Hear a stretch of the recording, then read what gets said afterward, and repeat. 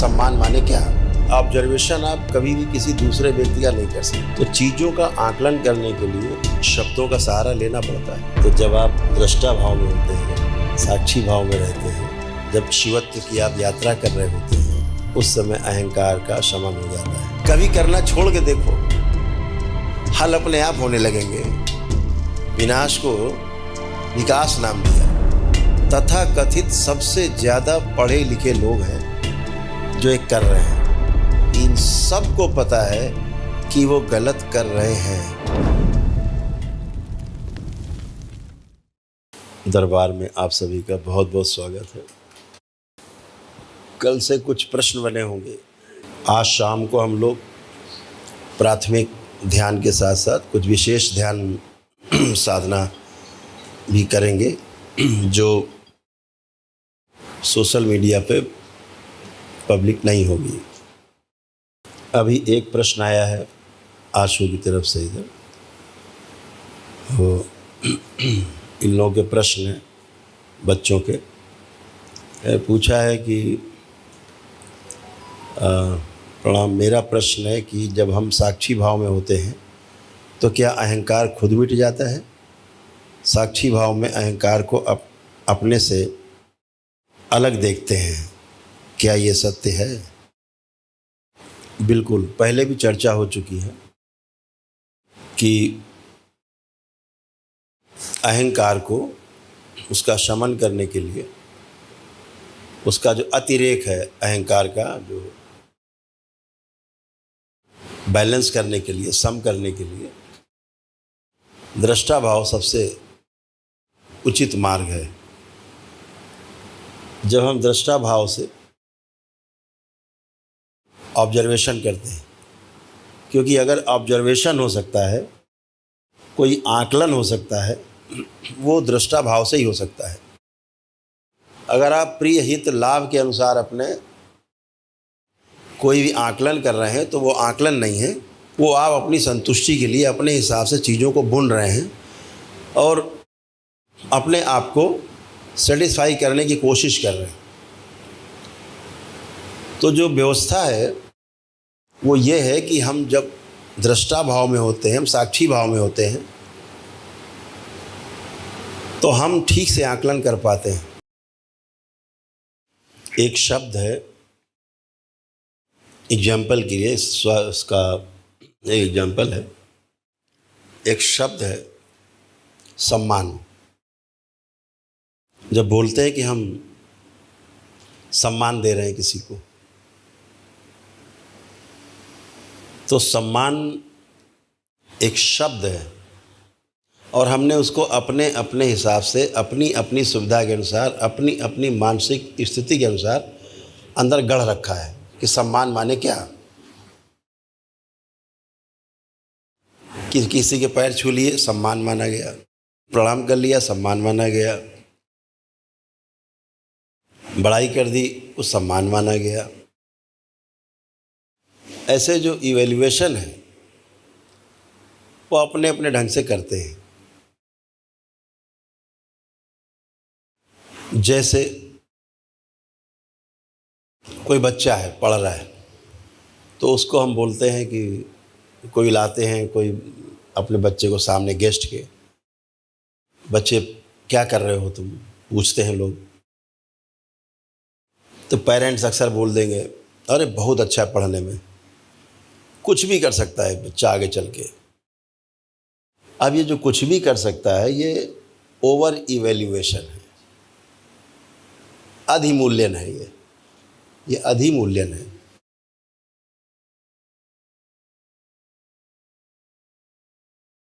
कभी कभी माता पिता खिसिया के बैठे होते हैं, गुस्से में बच्चे से पूछते हैं कैसी पढ़ाई चल रही। अरे ये तो गधा है कि कुछ नहीं, ये तो गधा है। ये अदरवाइज इवैल्यूएशन है। अदरवाइज अब गधा बना दिया आदमी से, इतना अवमूल्यन कर दिया। ये जो अवमूल्यन है ये आदमी अपनी भावना के अनुसार सामने वाले का कर रहा है। निराशाजनक इवैल्यूएशन होता है, बच्चे को बोल दिया अरे साहब ये तो बस पढ़ रहे हैं, देखो क्या करेंगे आगे। ये हम उसका जो इवैल्यूएशन है वो ठीक से नहीं कर पा रहे हैं। और कंपेयर तो किसी को किसी से किया ही नहीं जा सकता, जो कि माता पिता में एक आदत होती है कंपेयर करना बच्चे की। देखो पड़ोसी का वो लड़का फला कितना आगे बढ़ गया, तुम यहीं पे घास छील रहे हो भी हैं। देखो उनका लड़का कितना अच्छे से पढ़ाई करके कहाँ निकल गया, तुम फेल हो चुके हो एक बार, तुम्हारे अच्छे नंबर नहीं आ रहे हैं, उसके तो कितने नंबर आ रहे हैं, आगे जा रहा है। तो किसी से किसी का भी की समानता नहीं की जा सकती। सम्मान का अर्थ बिल्कुल ये नहीं है जो अभी समाज में प्रचलित है। तो ये प्रश्न बहुत सुंदर प्रश्न था। चीज़ों को, शब्दों को अगर हम ठीक से देखें, क्योंकि हमेशा जो शब्द होता है, शब्द हमेशा किसी वस्तु की ओर इंगित कर रहा होता है। जैसे मैंने बोला ग्लास, तो इंगित हो गया। तो शब्द और शब्द से इंगित वस्तु और वस्तु में जो निहित अर्थ है उसको समझना, समझ करके पूरी तरह से बोध हो जाना, ये अध्ययन कहलाता है। तो चीज़ों का आकलन करने के लिए शब्दों का सहारा लेना पड़ता है, लेकिन जब हम अपने अपने आधार पर शब्दों के अर्थ अलग अलग माने रहते हैं तो जो इवैल्यूएशन है वो गड़बड़ हो जाता है। ये शरीरगत है, ये वस्तुगत है जी, ये भौतिक आधार पे हम आकलन करते हैं। इसलिए किसी भी चीज़ का आकलन दृष्टा भाव से ही हो सकता है, और जीवनगत आकलन होगा अगर, तो आप सही से इवेल्युएट कर पाएंगे। अगर शरीरगत आप आकलन करते हैं तो हमेशा गलत होगा। इसलिए अहंकार हो, मोह हो, क्रोध हो, जितने भी दोष है वो हो, सभी का आकलन जीवनगत तरीके से ही हो सकता है, दृष्टा भाव से ही हो सकता है। तो जो भी ऑब्जर्वेशन है, इसको हमेशा ध्यान रखना है कि ऑब्जर्वेशन आप कभी भी किसी दूसरे व्यक्ति का नहीं कर सकते, क्योंकि आकलन, ऑब्जर्वेशन जो है वो स्वयं का होता है, पूरा ऑब्जर्वेशन 100%। और बड़ी मज़ेदार बात है इसमें, इसको और ध्यान से देखेंगे तो हम दूसरे का भी अगर ऑब्जर्वेशन कर रहे होते हैं तो अपने आधार पर ही कर रहे होते हैं, स्वयं के आधार पर। अपने से ही उसको आंकते रहते हैं कम ज़्यादा, ये गड़बड़े गड़बड़े। वहाँ भी स्वयं का ही ऑब्जर्वेशन आगे रहता है। जैसे takže musí být zkreslená. जैसे कोई व्यक्ति मांस खाता है और एक ऐसे व्यक्ति से कहा जाए इसका आकलन करो, ये मांस खाता है, और उससे कहा जाए आकलन करो जो मांस नहीं खाता है, हेट करता है, वो कहे कि बहुत बेकार आदमी है। तो अपने आधार पे उसने आकलन किया है। तो व्यक्ति किसी दूसरे का भी ऑब्जर्वेशन करता है तो अपने आधार पर ही करता है, ये बात क्लियर है। स्वयं के आधार पे, मतलब स्वयं के आधार पे करता है। तो जब आप दृष्टा भाव में होते हैं, साक्षी भाव में रहते हैं, जब शिवत्व की आप यात्रा कर रहे होते हैं, उस समय अहंकार का शमन हो जाता है। And when you are जो तुमने देखा है होते हुए, ये बिल्कुल सत्य है। सभी लोग क्लियर हो गए होंगे, सभी को क्लियर है। Any other questions? Mister Stephen, एक नंबर 1 टुडे, नंबर 1 फर्स्ट आ गया आज स्टीफन। आपके श्री चरणों में नमन। गुरुदेव आपको धन्यवाद।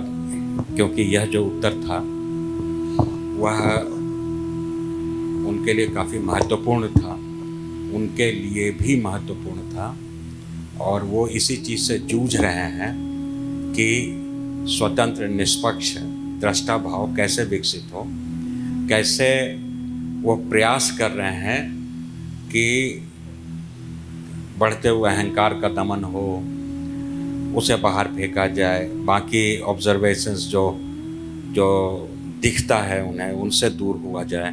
लेकिन जब सब चीज़ निकालेंगे तो हमारे पास बचेगा क्या करने के लिए, क्या करेंगे हम, वो स्थिति क्या होगी। और अर्थ इनका है कि जीवन को सांसारिक जीवन में जीते हुए,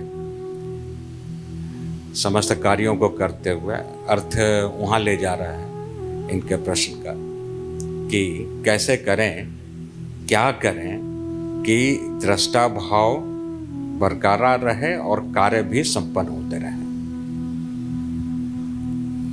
धन्यवाद स्टीफन। Thank you Stephen.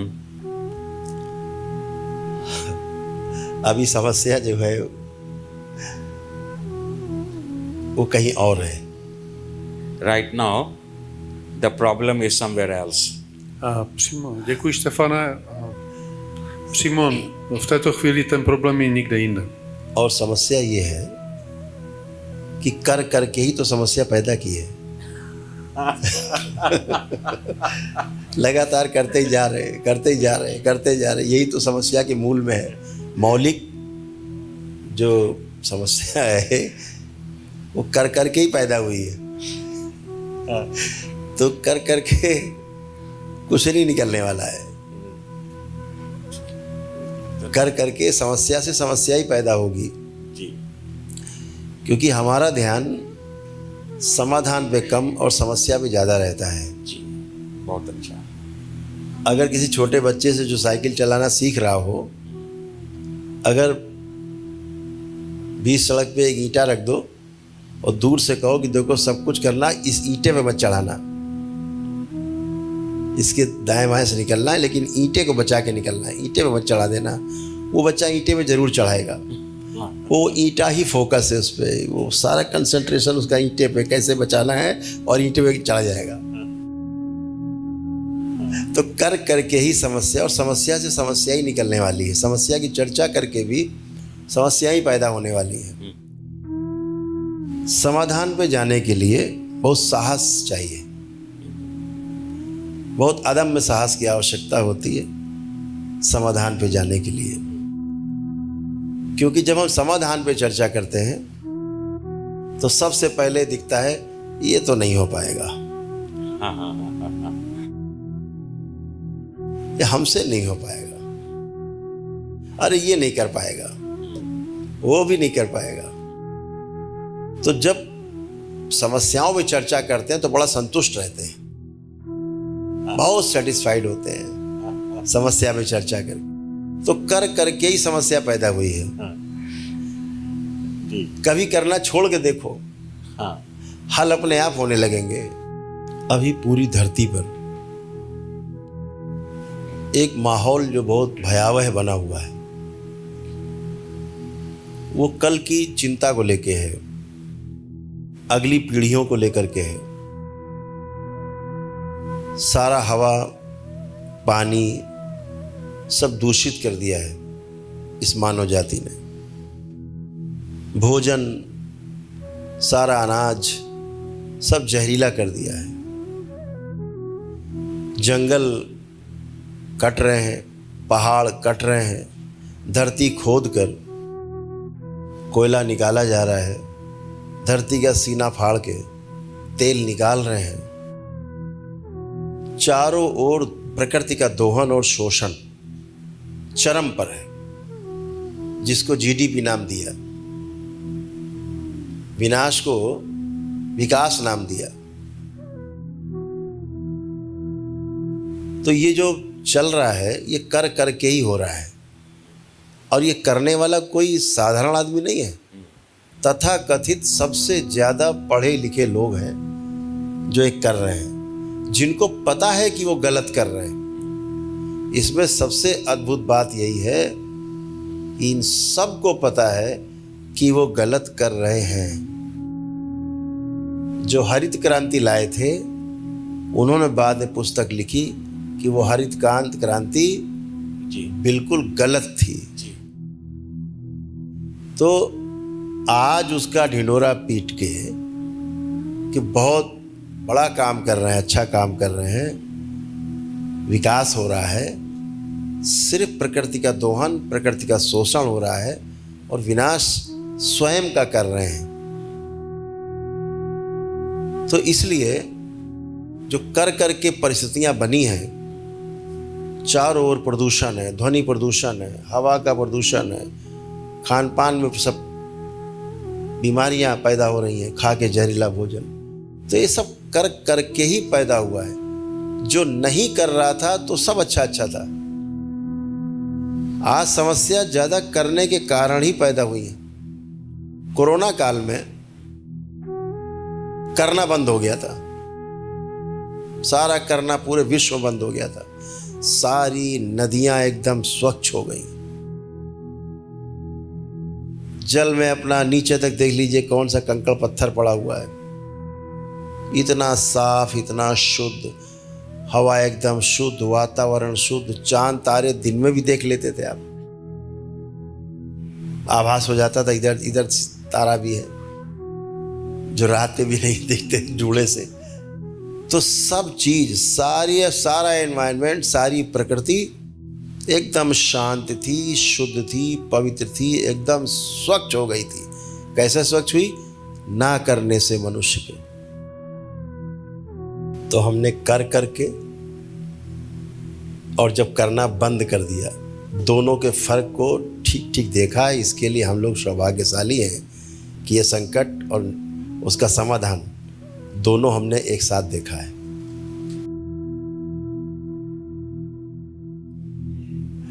तो दो चीजें हैं लाइफ में,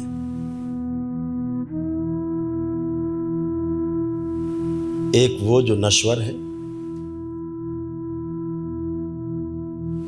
अगर इसका आध्यात्मिक स्तर पे विवेचन करें तो एक वो जो नश्वर है, दूसरी वो जो सदा सदा से है, रहेगी और ऐसे ही इसका डिजाइन बना हुआ है कि हमेशा से थी। तो जो नश्वर है, जब उसके बारे में हम विचार करते हैं तो वो हमारी चिंता है, और जो सदा सदा से थी, आज भी है और हमेशा रहेगी, जब उसके आधार पर हम विचार करते हैं तो वो चिंतन है। तो चिंता और चिंतन में बहुत बड़ा फर्क है, जमीन आसमान का। जो है ही उसके आधार पर सोच विचार करना चिंतन कहलाता है। स्टीफन अपने देश में किस पद पर है?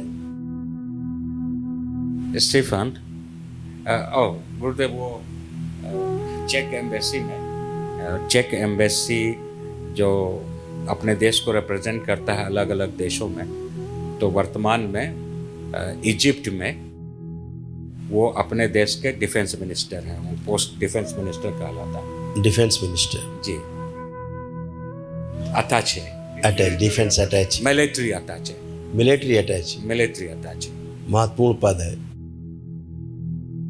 समझ सकते हैं स्टीफन कि इनका बहुत गहरे में विचार चल रहा है, और ये जो विचार है इनका सही भी है, क्योंकि बहुत से लोगों को जोड़ के देख रहे हैं, बहुत से लोगों को जोड़ के देख करके ही चिंतन बनता है, तो सही अर्थों में सोच पा रहे हैं। इसको थोड़ा अगर और फैला के देखेंगे तो समस्या का समाधान दिखेगा। देश अलग होने के कारण, सीमाएं अलग होने के कारण, अलग अलग बंधन, अलग अलग कानून, अलग अलग नियम बनते हैं, लेकिन जब मानवीय आधार पर जितना मानवीय होते जाएंगे उतना इनको समस्या का समाधान दिखता जाएगा।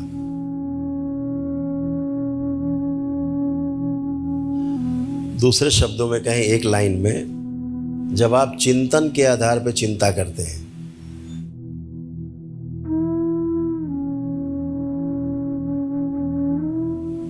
तो भौतिक जगत में भी आप ठीक से काम कर सकते हैं। जैसे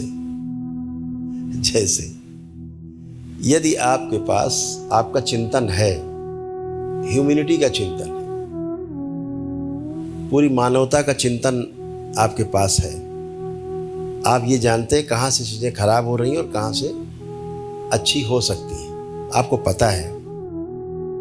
उसके बाद जब आप खराब चीज़ों में जाके काम करते हैं तो आपके अंदर एक आत्मविश्वास रहता है कि चीज़ों को हम ठीक कर लेंगे। जब तक आपके पास आपका चिंतन नहीं होता है, आत्मविश्वास नहीं होगा पीछे का कि हम कर पाएंगे, तो समस्याओं में उलझाव ज़्यादा होगा, उलझन ज़्यादा होगी, प्रॉब्लम ज़्यादा दिखेगी। अगर मेरे पास समाधान है तो हम समस्या से निपटने में अपने आप को बहुत सक्षम पाते हैं। हमें लगता है कि ठीक, कोई बात नहीं, आज नहीं कल हम निपट लेंगे इससे। उसमें स्वयं के अपने अंदर जो एक बेचैनी है, घबराहट है, वो समाप्त हो जाती है, क्योंकि हमारे अंदर समाधान का पूरा ब्लूप्रिंट है।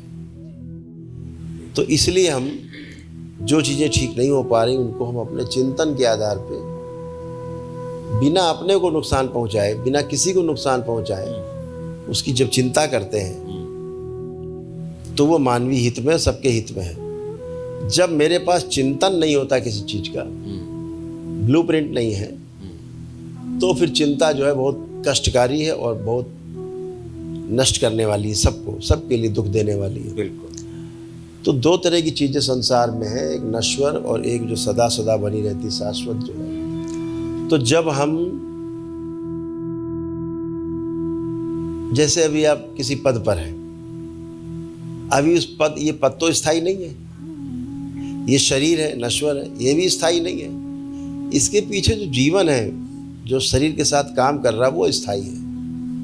उसके आधार पर, उसको लेकर के जब हम सोचते हैं, सब में वही है, ऐसा देख करके सोचते हैं, ऐसा देख करके चिंतन कहलाता है, सोचना।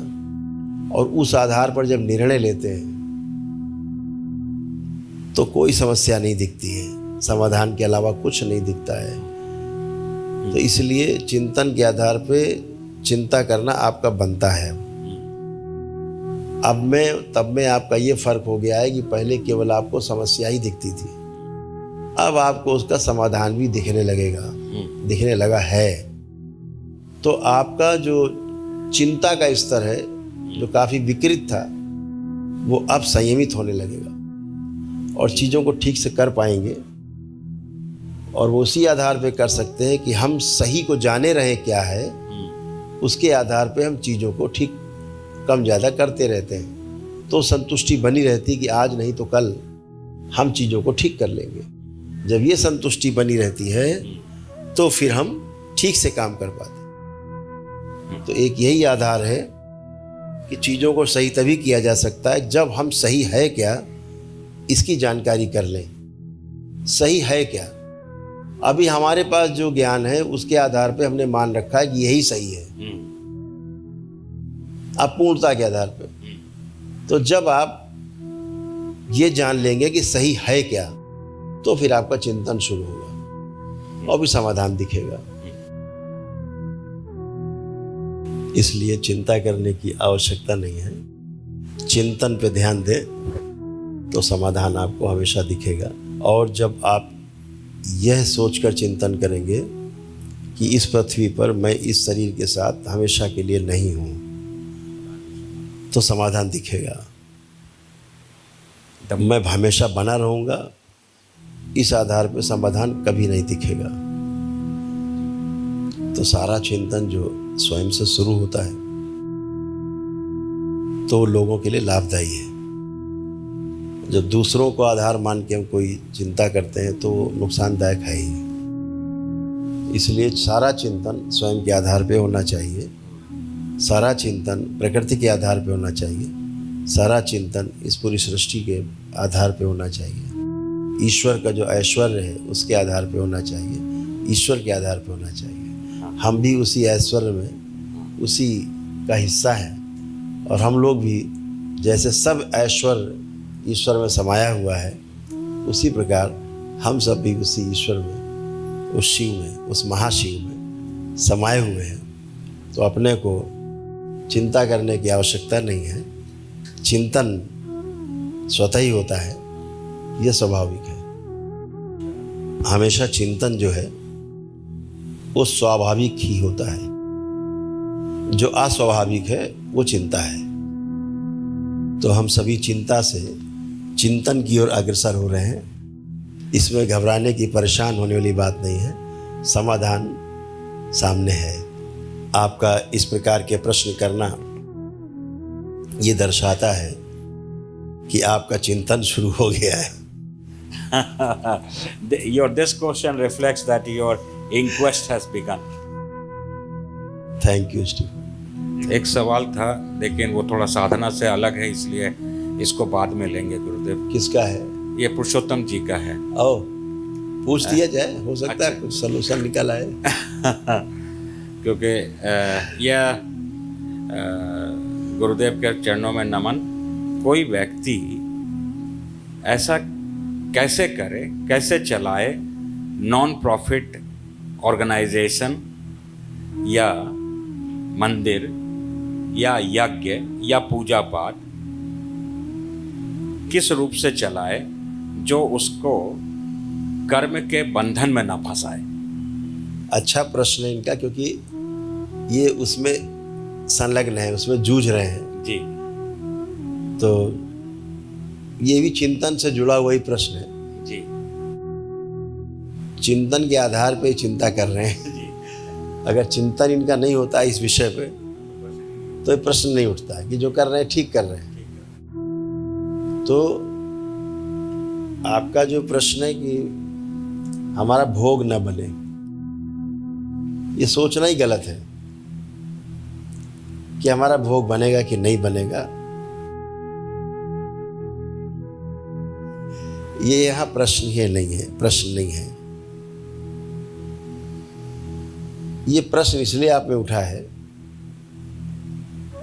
कि आपने पीछे बहुत कुछ अध्ययन कर रखा है, कुछ चीज़ें देख रखी हैं, समझ रखी हैं। उस आधार पे आपके अंदर एक प्रश्न बनता है, महापुरुषों की कुछ बातें सुनी हैं, उस आधार पे बनता है।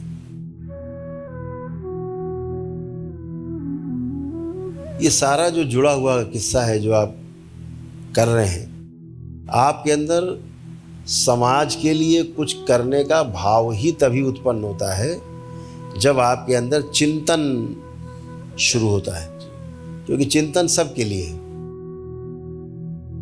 और चिंतन के अर्थ में किया गया कार्य कभी भोग नहीं पैदा कर सकता। कौन सा भोग?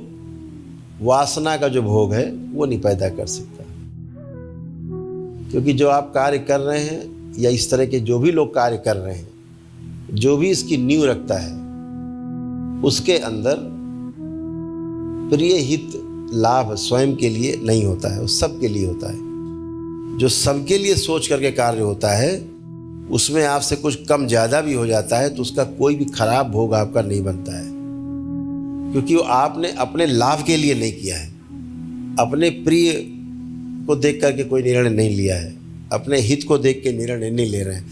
सबका प्रिय हो, सबका हित हो, सबका लाभ हो, ऐसा चिंतन कहलाता है।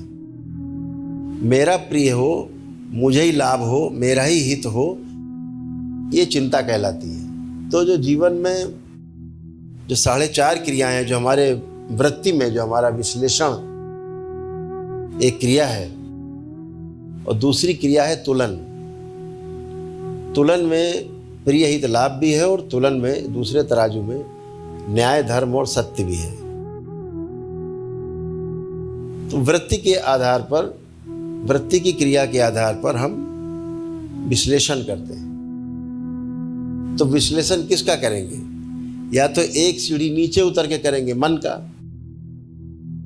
या एक सीढ़ी ऊपर चढ़ के करेंगे चित्त का। बुद्धि का विश्लेषण हो नहीं सकता, क्योंकि बुद्धि तो खुद ही विश्लेषण करती है। बुद्धि तो करने वाली है। इसलिए वृत्ति बहुत महत्वपूर्ण है कि हम जब संसार का चिंतन करते हैं तो हमें नीचे उतरना पड़ता है मन की तरफ, और जब हम असार की चिंतन करते हैं तो एक सीढ़ी ऊपर जाना पड़ता है चित्त में, जहाँ बीज निर्मित होते हैं, बीज पड़े हुए हैं। कोई भी नर्सरी जिसने बीज पर काम नहीं किया है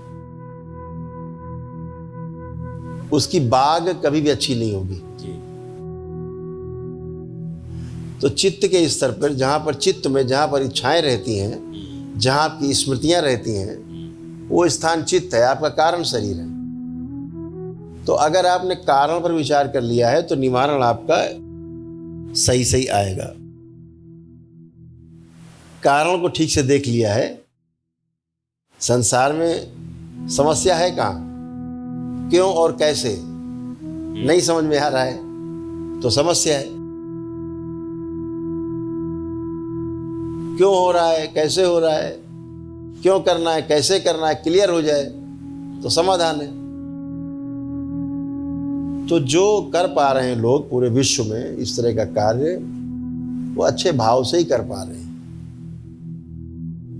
और इसमें हर तरह का व्यक्ति मिलता है आपको, हर तरह के व्यक्ति का आपको सहयोग चाहिए होता है। आप ये क्लियर नहीं कर सकते कि ये आदमी सहयोग कर रहा है, ये चोरी करके लाया है, ये आदमी सहयोग कर रहा है तो मेहनत करके पैसा लाया है।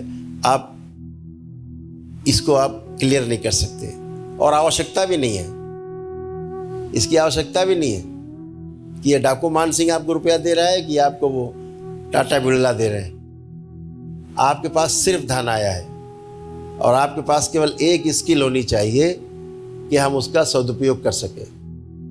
धन का सदुपयोग करना ही हमारा सबसे बड़ा समाधान है और हमारा भोग नहीं बनता। हमको साहूकार पैसा दे, हमें नंबर 1 का आदमी पैसा दे, उसका हम दुरुपयोग करें, हमारा भोग बनता है, खराब भोग बनता है। इससे बचने का उपाय नहीं है। तो हम इस चिंतन के आधार पे कि हम जो कर रहे हैं वो अच्छा हो, जो हमारे साथ जुड़े वो कर का और अच्छा हो, इसको जो लोग आगे बढ़ाएं उससे और अच्छा हो। अच्छे का चिंतन, अच्छा होने का चिंतन बहुत सुंदर है। तो 2 ही क्रियाएं हैं, एक अच्छा करना और दूसरा अच्छा होना। अच्छा करना अच्छा होना जैसा दिखता है, लेकिन ऐसा होता नहीं है। अच्छा करना एक विषय है, अच्छा होना दूसरा विषय है। अच्छा करना जो है वो क्रिया है, अच्छा होना वो घटना है। तो क्रिया और घटना का जो अंतराल है यही ध्यान कहलाता है।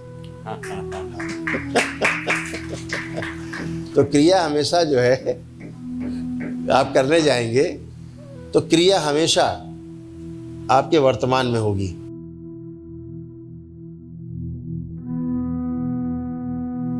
वर्तमान में होगी। बहुत छोटा सा अंतर है क्रिया और घटना में, सोने में और ध्यान में बहुत छोटा सा, माइनर सा, धागे जितना भी अंतर नहीं है।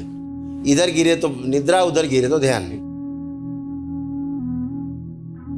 मेरे दृष्टि में निद्रा भी एक बहुत बड़ा ध्यान है। निद्रा भी ध्यान से कम नहीं है। अगर किसी व्यक्ति को ठीक से निद्रा आ जाती है वो ध्यान ही है। उतना समय व्यक्ति होता कहाँ है? कहीं नहीं।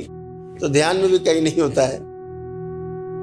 तो घटना निद्रा भी है, घटना ध्यान भी है। निद्रा कोई क्रिया नहीं है। जैसे मेडिटेशन एक क्रिया है, ध्यान तो नहीं है जी। अल्टीमेट तो ध्यान है। तो क्रिया क्या है? मुद्रा में बैठे, अच्छे आसन में बैठे, सुखासन में, ये क्रिया है। मुद्रा लगा के बैठे, क्रिया है। आंखें बंद की, रीढ़ की हड्डी सीधी की, चेहरे को स्माइली बनाया और इंतजार करने लगे प्रतीक्षा, दृष्टा भाव में अवस्थित हुए। तो क्या है? ये क्रिया है, ये सारी क्रिया है। लेकिन घटना कब घट जाएगी, ध्यान कब घटित होगा, आप जान नहीं पाएंगे। ऐसे ही निद्रा है। आप अच्छे बिस्तर लगाया, बिस्तर पे आरामदायक मुद्रा में लेटे, तकिया लगाया, चादर आदर ओढ़ी, एसी वेसी चलाया, सारा परिस्थितियाँ आपने अनुकूल की और उसके बाद आंखें बंद कर ली। यहाँ तक तो क्रिया है। निद्रा कब आएगी आपको पता नहीं होता, वो भी एक घटना है। तो एक निम्न स्तर पे घटना घट रही है उसको हम निद्रा कह रहे हैं, एक उच्च स्तर पे जो घटना घट रही है उसको हम ध्यान कह रहे हैं। दोनों एक जैसे हैं। तो निद्रा अच्छी लेने वाला व्यक्ति अच्छा ध्यान में जा सकता है, ये संभावनाएं हैं। जिसकी निद्रा ही नहीं है, गायब है, सो ही नहीं पा रहा है, हवा में उड़ रहा है दिन भर, तो वो उसका ध्यान भी अच्छा नहीं होगा। इसलिए अच्छी ध्यान के लिए अच्छी निद्रा भी जरूरत। तो कोई भी आप क्रिया कर रहे हैं, कुछ भी आप कर रहे हैं, आप जब इस भाव से कर रहे हैं कि मैं जो कर रहा हूँ वो सबके लिए सदुपयोग हो, सबका उसमें अच्छा हो, सबका उपकार हो, तो उसमें कहाँ से पैसा आता है, कौन कैसे दे जाता है, कौन कहाँ से लाया, कौन कैसे कर रहा है, चोर आपका सहयोग कर रहा है कि साहूकार कर रहा है, इसका कोई मैटर नहीं। आपका परिणाम अच्छा आना चाहिए, सदुपयोग के आधार पे परिणाम आना चाहिए। आप सदुपयोग कर पाते हैं, बस यही उसका अल्टीमेट है। तो जब सदुपयोग करते हैं तो कोई भोग नहीं बनता किसी प्रकार का। और इसको अगर और थोड़ा रिफाइन कर लें, थोड़ा और ज़्यादा कर लें, आप ताला लगा दें तिजोरी में। कौन सी तिजोरी? भोग की तिजोरी, ना अच्छे का ना बुरे का। मैं अकर्ता हूं, मैं अक्रियाशील का पार्ट हूं, मैं करता ही नहीं, बस माध्यम हूं। तो ना तो अच्छे का पुण्य, ना बुरे का खराब भोग, पाप, दोनों ही नहीं आएगा। और यही चाहिए। अगर पार होना है 84 लाख योनियों के जन्म मरण के बंधन से, तो अच्छा करने से और अच्छा होने से, दोनों से, तमोगुण से, रजोगुण से और सतोगुण से, तीनों से पार जाना होगा, तभी मुक्ति है। अगर अच्छा पकड़ लिया आपने तो फिर से दोबारा भोगने के लिए आप तैयार रहिए, फिर से मनुष्य योनि में। इसलिए महापुरुषों का एक कहना है कि हम तीनों से पार जाएं, और तीनों से पार जाने का एक ही विधि है, शिवत्व, साक्षी भाव, दृष्टा भाव। यही रास्ता है। हरिहर। पावेल जमनाचेक का प्रश्न है गुरुदेव कि उनको पुरुषोत्तम जी के उत्तर से बहुत बड़ा उत्तर मिल गया।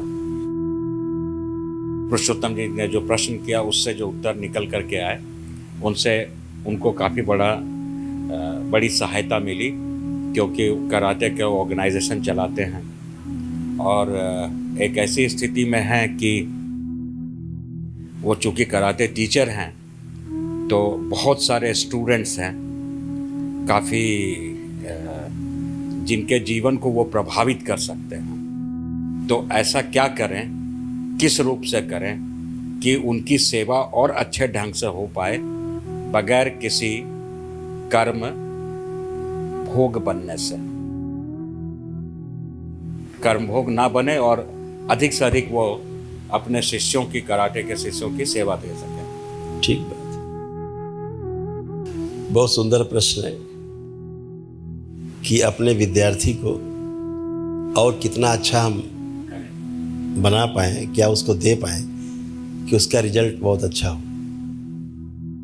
दो चीज़ें, पहला तो ये कि ये भाव बहुत मजबूत हो। पहला भाव कि मेरा शिष्य, मेरा विद्यार्थी मुझसे भी आगे जाए। कि जब हम स्वयं विद्यार्थी थे, जब हम स्वयं शिष्य थे, तो गुरु से हमारी अपेक्षा क्या रहती थी, इसको हम बार बार टटोल के देखें अपने अंदर। निश्चित रूप से जो आपके प्रश्न रहे हैं अपने गुरु के साथ शिक्षा प्राप्त करते हुए, वही सारे प्रश्न आपके शिष्य के अंदर हैं। इस आधार पे भी आप उसका समाधान कर सकते हैं और अच्छा बना सकते। Thank you. इसमें एक छोटी सी बात और है। जब कभी हम शिष्य होते थे, शिष्य तो हम जीवन भर रहते हैं, फिर भी कहने के लिए शब्दों में कि जब तक जिंदा गुरु साथ में था हम शिष्य रहते हैं। मेरे जीवन में किसी ने भी कोई हमारे साथ बहुत आगे बढ़ करके हमारी मदद की हो, जिसकी हम अपेक्षा भी नहीं करते कि कोई करेगा, तो हमारे मुंह से वही निकलता है थैंक यू। इस थैंक यू को इतना बड़ा कर दीजिए, उस घटना का जवाब जब आपके सामने इसी किसी तरह के परिस्थितियों से लड़ता हुआ, फंसा हुआ कोई शिष्य सामने आए, तो उस थैंक यू को आपको याद करना है। और जो आपके साथ किसी ने किया था अच्छा, वो उसको अच्छा करना है। असल में ये थैंक यू है। असल का थैंक यू ये है कि जब वैसा कर पाते हैं तो बातों से नहीं, अपने अनुभव के आधार पे हम थैंक यू करें। इस बात को थोड़ा अगर और विस्तार दें अपने पूरे जीवन यात्रा में, जब भी किसी ने आपकी मदद की हो और आपके हृदय से थैंक यू निकला हो, तो जब भी मौका लगे लाइफ में, आप ही की तरह इच्छा रख के सामने व्यक्ति आया हो उसी तरह का, और आप उसकी मदद कर दें, उस घटना का असली थैंक यू वही होता है।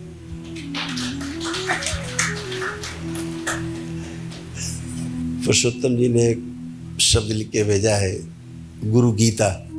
ये शब्द जहाँ से निकला है और जहाँ से गढ़ा गया है, उसका आधार श्रीमद् भागवत गीता है। शुभ करने की, शुभ जैसा करने की इच्छा सब में बनी रहती है।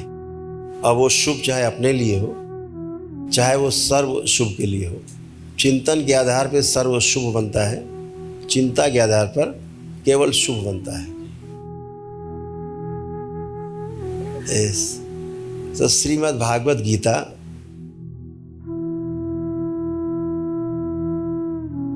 का मतलब यही हुआ मेरे अनुसार। लोग उसको क्या नाम देते हैं, क्या अर्थ निकालते हैं, पता नहीं। मेरे अनुसार ये एक गीत है। गीता मतलब गीत है। और कौन सा गीत है? श्रीमद् भागवत गीता, प्रभु के द्वारा गाया गया गीत है। स्वयं भगवान नारायण के द्वारा गाया गया ये गीत है। ये कृष्ण का गीत नहीं है, ये भगवान नारायण का गीत है। कृष्ण के द्वारा है। यस, कृष्ण से नहीं है, कृष्ण के द्वारा है, कृष्ण का नहीं है। नारायण का गीत है, जो नारायण के द्वारा ये पूरे सृष्टि के लिए दिया गया है। तो गीत कोई भी हो, वो चाहे गुरु का गीत हो, चाहे वो पशु पक्षियों में गीत लिखा गया हो, जो सर्व शुभ की कामना से लिखा जाता है वो अच्छा ही होता है। तो जैसे गुरु गीता का नाम लिया, मुझे उसके बारे में बहुत ज़्यादा नॉलेज नहीं है। हम तो शब्द के आधार पे, अनुमान के आधार पर हम बात कर रहे हैं। तो गुरु गीता जो है ना, गुरु तो अपने आप में गीत है और गुरु अपने आप में संगीत है। गुरु कंप्लीट है। तो अगर हम गुरु के गीत गाते हैं, ये स्वाभाविक है, ये बहुत स्वाभाविक है। क्यों स्वाभाविक है? क्योंकि हम स्वयं गुरु बनना चाहते हैं। हर व्यक्ति में समझदारी की अपेक्षा बनी रहती है। समझदार है मतलब गुरु है, अभी नासमझ है मतलब शिष्य है। तो नासमझी से समझदारी की ओर गति करने वाला शिष्य कहलाता है। ना समझी से ना समझी में ही गति करने वाला परिधि पर वो भक्त कहलाता है या गृहस्थ कहलाता है। लेकिन जो शिष्य है वो ना समझी से समझदारी की ओर, केंद्र की ओर गति करने लगता है, वो शिष्य कहलाता है। तो हर शिष्य कहाँ जा रहा है? गुरुत्व केंद्र पर, जिसे गुरु कहा गया। जो केंद्र है, जो गुरु है, जो सबसे हल्का है, वो गुरु है। केंद्र सबसे हल्का है, सबसे भारी परिधि है, सबसे हल्का केंद्र है। तो भारी से हल्का होने के लिए जो यात्रा है वो शिष्य की गुरु की तरफ अग्रसर होने की, गुरु से मिलने की यात्रा है, गुरु होने की यात्रा है, हल्का होने की यात्रा है, गुरु जैसा बनने की यात्रा है। तो वो गीत गाते गाते ही संभव है। तो गीता इस आधार पे कि हम जीते जीते भी शरीर के साथ और जीवन के गीत गाते गाते, गुनगुनाते गुनगुनाते जीवन के ही हो जाएं, जीवन ही समझ में आ जाए और जीवन से जीवन के साथ पार हो जाए। ऐसे ही गुरु गीता है जिसने लिखी होगी कि गुरु के श्री चरणों में निवेदित कुछ भी शब्द हैं वो गीत ही है। गुरु के लिए तो गीत ही निकलेगा अंदर से, ईश्वर के लिए तो गीत ही निकलता है। ऐसे गुरु है तो जो भी शब्द निकले हैं, निकले होंगे, अच्छे ही हैं। तो गुरु का वर्णन, गुरु की प्रशंसा करके असल में हम अपने मार्ग को सुगम बनाते हैं। जैसे रात में जब अंधेरे में निकलते थे हम लोग, तो सिखाया गया था बचपन में कि जहाँ वो अंधेरे में भूत प्रेत रहते हो तो हनुमान चालीसा पढ़ते हुए निकल जाया करो। तो जैसे ही अंधेरा होता था तो सब लड़के चिल्लाने लगते थे, साथ वाले, जय हनुमान ज्ञान गुण सागर, जय के पिस्तूल। तो ये अपने भय को ही निकाल रहे होते थे हम लोग। भूत पिशाच निकल गया, महावीर जब नाम सुना हुआ। तो ये भय को बाहर निकालने की विधि थी और सब मिल के गाते थे बच्चे, हम सारे। एक हमारे ननिहाल में एक मंदिर था, बहुत जंगल में था, वो झारखंडेश्वर बोला जाता था। झारखंड मतलब झाड़ी के बीच में ऐसे वो था, तो बहुत बड़े जंगल में था वो। तो हमारी बहुत आदत थी उस मंदिर में जाने की। वीरान जगह था, एकदम वीरान। वहाँ की बहुत सारी घटनाएं हैं मेरे जीवन में। जब भी छुट्टी में जाते थे तो गर्मी का सीजन होता था, तो गर्मी में और वीरान होता था। लू चल रही होती रात में, और हाँ साए चल रही होती थी। दिन में लगता था कि भूत प्रेत चले आ रहे हैं सारे। ऐसा सन्नाटा और ऐसी आवाज़ आती थी हवाओं की दिन में जी। तो हम लोग लड़के रात में ही चले जाते थे। तो सब लोग, एक जगह पड़ता था एक नाला, मतलब पानी होता था वहाँ, तो उस जगह बहुत झाड़ी झकाड़ी थी। तो हम लोग उसके 50 कदम पहले से ही भूत पिशाच निकटना या वह महावीर जब नाम सुना तो सारे बोलते थे। तो सारे बोलने से एक दूसरे से बड़ा सपोर्ट मिलता रहता, हाँ सब लोग हैं, ऐसा करके पार हो जाते थे। तो गीत भी जो ऐसे ही प्रभु के गीत गाते हैं हम लोग, रोज आरती करते हैं, तो अपने भय को ही हटाते हैं, हम अपने विकारों को ही नष्ट करते हैं गीत गा के। तो ऐसे गुरु का गीत है, अगर गाया जाए तो बहुत अच्छा है। गुरु के गीत गाने में क्या हर्ज है, अपना ही भला है, पार हो जाएंगे हंसते खेलते, भय नहीं होगा। इस आधार पे कोई भी गीता बना सकता है, गीत कोई भी लिख सकता है, सबको अधिकार है। सबके अंदर गीत संगीत चलता ही रहता है, अंदर गीत है, संगीत है, वही बाहर है। इसके अलावा कुछ और पूछना चाह रहे हो तो चर्चा हो सकती है। यही पूछना चाह रहे थे, कुछ और पूछना चाह रहे थे? कोई भी आविष्कार करता उसको बताता नहीं किसी को, छुपा के रखता नहीं, फार्मूला नहीं बताएंगे, ये मनुष्य स्वभाव है। अभी जितने भी युद्ध के क्षेत्र में स्टीफन अच्छी तरह समझते हैं कि जितना भी मिलिट्रीज हैं पूरे वर्ल्ड में, सबके पास अच्छे अच्छे आर्म्स हैं, आर्मनेशंस हैं, लेकिन उसका फार्मूला किसी को नहीं बताएंगे। कैसे आज भी कितना झगड़ा चल रहा है कि साहब एटम बम का फार्मूला पता लग जाए। तो कोडेड है, हर चीज़ कोड में है।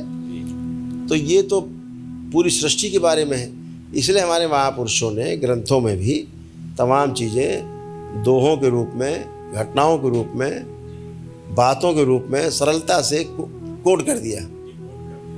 अब उसको हम अपने अपने अंदर, जो हमारे अंदर ज्ञान है, उसके आधार पर लेते हैं, फंस जाते हैं, जबकि वो डिकोड होने वाली वस्तु है।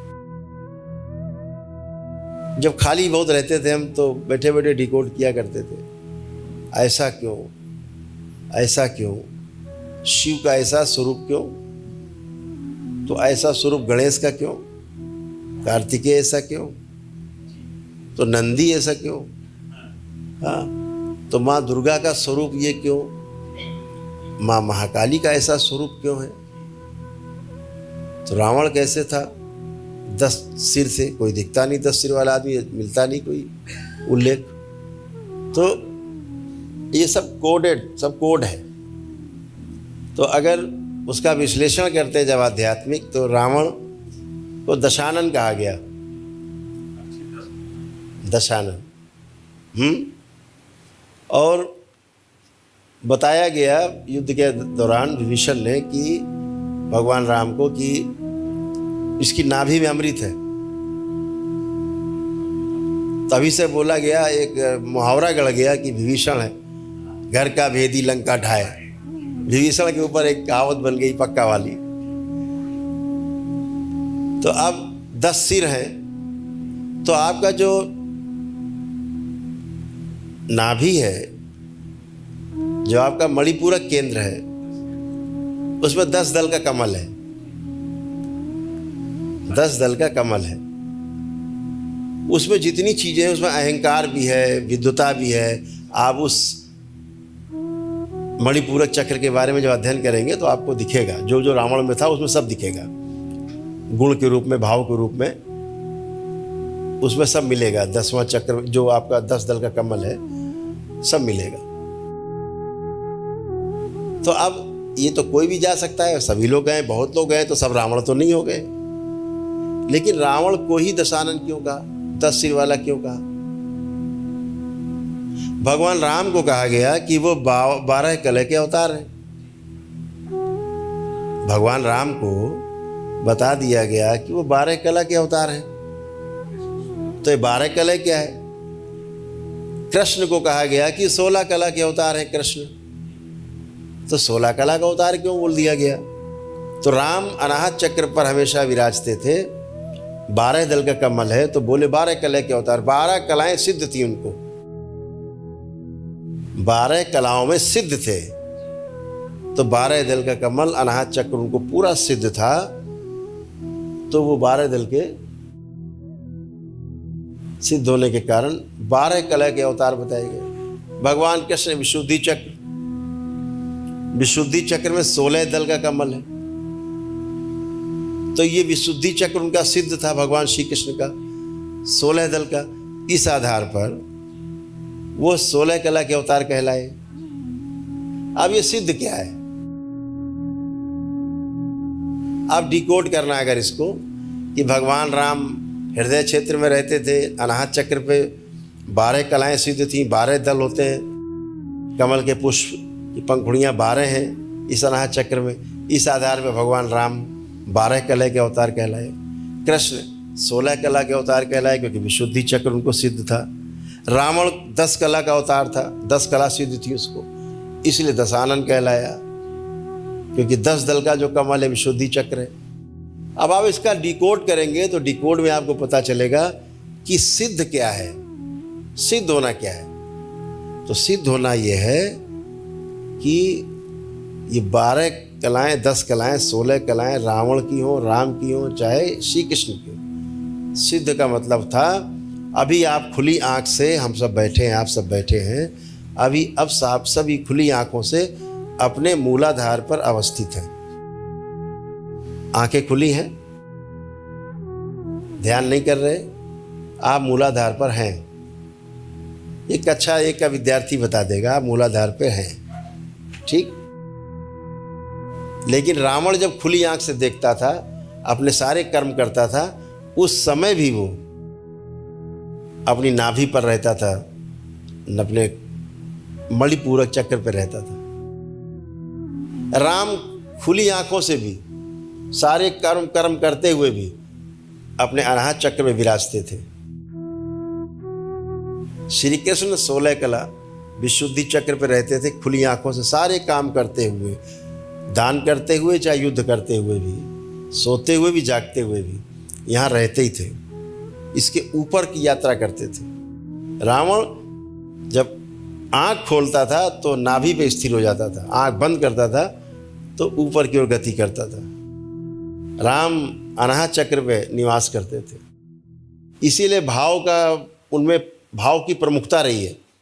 राम के कैरेक्टर में भाव की प्रमुखता सबसे ज़्यादा है, क्योंकि हृदय क्षेत्र, मैंने एक दिन आप लोगों को ध्यान कराया था भाव का।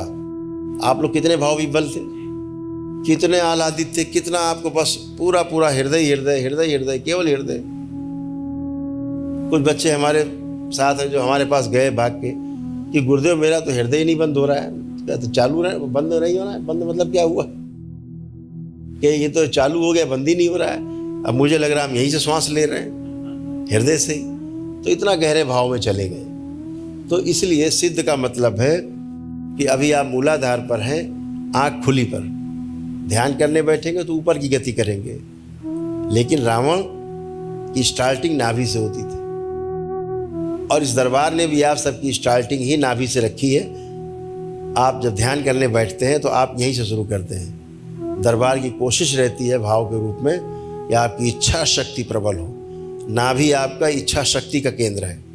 इसलिए दरबार का जो शिष्य है, आप हमेशा पाते होंगे, जितने लोग यहाँ बैठे हैं, आप दरबार के जो शिष्य हैं, किसी में मृत्यु का भय नहीं आता। आप स्वयं देख सकते हैं, मृत्यु का भय ही नहीं है।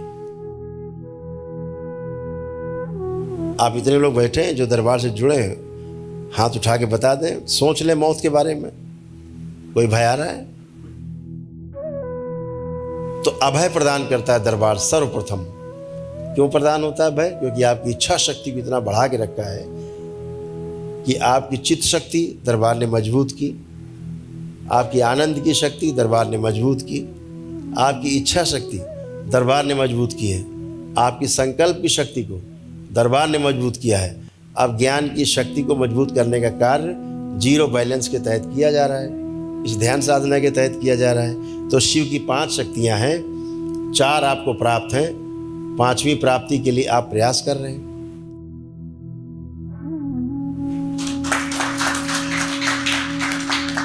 शिव की 5 ही शक्तियां हैं। इसके बाद क्रिया शक्ति सक्रिय होती है। इसके बाद क्रिया जो है वो मिलकर के मां संचालित करती है। 5 शक्तियां केवल शिव की। पहली चित्त शक्ति, स्मृतियों की शक्ति, इच्छा शक्ति, कारण शक्ति। तो पहली चित्त शक्ति शिव की, दूसरी शक्ति आपकी आनंद की शक्ति, तीसरी शक्ति आपकी इच्छा शक्ति, चौथी शक्ति आपकी संकल्प की शक्ति, और 5वीं शक्ति आपके ज्ञान की, आपके अनुभव की शक्ति। ये 5 ही शक्ति शिव की हैं, जिसमें 4 आपको दरबार की ओर से प्राप्त हैं, 5वीं को प्राप्त करने के लिए आप प्रयासरत हैं। ईश्वर आपको सफलता दे। हरि हरि।